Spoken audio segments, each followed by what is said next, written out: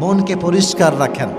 মন পরিষ্কার যার আছে তার আমল সব কবুল হয়ে যাবে।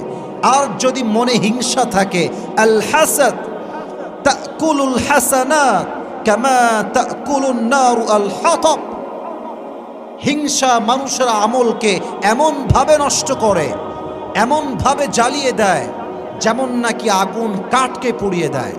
এজন্য রমাজানের আগে আমাদের হৃদয়টাকে আমরা পরিষ্কার করব।